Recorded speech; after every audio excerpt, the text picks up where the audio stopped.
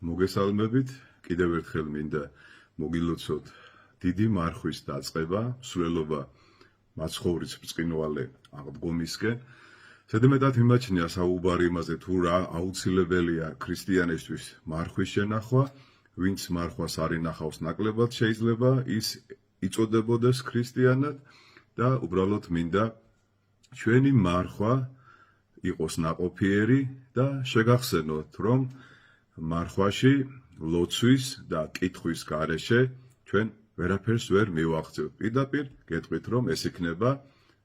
კარგი ტანჯველი დიეტა. ამიტომ ეს ასე რომ არ მოხდეს, მოგეხსენებათ, რომ მართლმადიდებლობა, ქრისტიანობა ზოგადად არის წიგნიერი, გამოცხადებითი რელიგია. ჩვენ გვაქვს წმინდა წერილი, მამათა განმარტებები, უამრავი საეკლესიო მამის შრომა სინანულის შესახებ, ამპარტავნების შესახებ, სიმდაბლის შესახებ და ყველა იმ სათნოებაზე, ყველა იმ ნებაზე, რაც ჩვენს ხელს გვიშლის უფალთან ურთიერთობაში და ამიტომ ჩვენ ვინახავთ მარხვას, რომ გავხდეთ უკეთესი ადამიანები, დავიწყოთ სულიერი ცხოვრება და ჩვენ ამ საქმიანობაში გვეხმარება მოძღვარი, გვეხმარება დედა ეკლესია და გვეხმარება სასულიერო წიგნები. და დღევანდელი ვიდეო რგოლი მინდა დავიწყო იმით, რომ გაგაცნოთ იმ წიგნების სია, რომელი წიგნებით სასურველია და აუცილებელი ჩვენ რომ დიდ მარხვაში წავიკითხოთ. წინა ვიდეო რგოლი ვინც მოისმინა და უყურეთ, მე გესაუბრეთ ეფრემასურის ლოცვაზე, დიდი მარხვის სული გახლავთ ეფრემასურის ლოცვა, რომელიც 3 მუხლისგან შედგება და 16 მეტანით კეთდება, ამაზე აღარ განმეორდები, შეგიძლიათ ნახოთ წინა ვიდეო რგოლი და დღეს მინდა გაგაცნოთ, როგორც გითხარით, ის წიგნები, რომლებიც აუცილებლად უნდა წაიკითხოთ და ეს პირველი წიგნი გახლავთ დიდი კანონი კომენტარებით ანდრია კრეტელის ბოდბის დედათა მონასტერის გამოცემა, რომელიც იყიდება მაღაზიათა საეკლესიო ქსელ მართლმადიდებელში და აუცილებლად უნდა წაიკითხოთ ორშაბათი, სამშაბათი, ოთხშაბათი, ხუთშაბათის ჩათვლით. ყველა ტაძარში იქნება წაკითხული, მაგრამ ძალიან ბევრი ადამიანი ესწრება ამ ლოცვებს, მაგრამ ვერ იგებს, იმიტომ რომ ძველი ქართულით არის და ზოგი ამბობს, რომ ამ დროს სამსახურშია და ვერ დაესწრო, მაგრამ სასურველია წაიკითხოთ. ვინც ხუთშაბათამდე ამ წიგნს ვერ შეიძენთ და ვერ წაიკითხავთ, მთელი მარხვის განმავლობაში აუცილებლად უნდა წაიკითხოთ, რამე თუ ანდრია კრეტელის და არა კრიტელის, სამწუხაროდ ძალიან ბევრი ადამიანი შეცდომით უწოდებს ამ წმინდა მამას, კუნძული კრეტა იყო და არა კრიტი, კრიტი რუსულად არის. აი ამ მამის სულიერი კანონის წაკითხვის გარეშე ჩვენ ვერ ჩავწდებით დიდი მარხვის სულს და გულს, თუ კი ეფრემასურის ლოცვა მოგახსენეთ, რომ არის სული, ანდრია კრეტელის სინანულის კანონის წაკითხვა არის დიდი მარხვის გული და აუცილებლად წაიკითხეთ. ასევე არის წიგნი პროტოპრესვიტერი ალექსანდრე შმემანის დიდი მარხვა, მაღაზია ალილოში შეგიძლიათ მისი შეძენა. ძალიან თანამედროვე ენაზე, ძალიან მარტივად არის განმარტებული ყველა კვირა, ყველა მოსამზადებელი კვირა და ყველა ის საკითხავი და ყველა ის შეგონება, რაც ჩვენთვის არის აუცილებელი. ასევე საჭირო და აუცილებელი წიგნი გახლავთ წმინდა თეოდორე სტუდიელის სწავლანი დიდ მარხვაში. ყოველ დღე არის მცირე სწავლება და ქადაგება, ესეც მაღაზია საეკლესიო მაღაზია ალილოში შეგიძლია შეიძინოთ, ძალიან საინტერესო და აუცილებელი წიგნია, მართალია მონასტრულ მოღვაწეობას ეხება და მამებს ეხება, მაგრამ ჩვენთვისაც ძალიან ბევრი საინტერესო და სულის სარგებელი სწავლება არის. ასევე დამატებით შემიძლია სასულიერო პირებისთვისაც კარგი იქნება წმინდა მღვდელმთავარი თეოფანე დაყუდებულის წიგნი ფიქრები წელიწადის თითოეულ დღეს. ძალიან საინტერესო და აუცილებელი წიგნია, ძალიან მოკლედ თანამედროვე ენაზე გასაგებად არის აღწერილი ის სულიერი მოვლენები და სულიერი სწავლანი, რაც ჩვენთვის არის საჭირო და აუცილებელი. ამ წიგნების შეძენა ყველას შეგიძლიათ და არა მარტო მარხვაში, მთელი წლის განმავლობაში, მთელი ცხოვრება ჩვენ სულიერი განათლება უნდა მივიღოთ, უნდა დავეწაფოთ სულიერ განათლებას და დამერწმუნეთ, რომ ჩვენ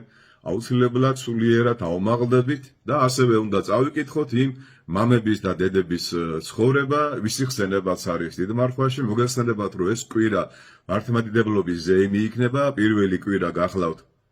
დიდი მარხვის მართლმადიდებლობის ზეიმი, წინა დღე არის შაბათი თეოდორე ტირონის ხსენების დღე და არის კოლიოს კურთხევა, შემდგომი კვირა არის გრიგოლ პალამა, აუცილებლად უნდა წაიკითხოთ, შემდგომში არის იოანე კიბის აღწერელი კლემაქსი, აუცილებლად წაიკითხეთ მისი კიბის აღწერა 30 საფეხური, რითაც ადამიანი ამაღლდება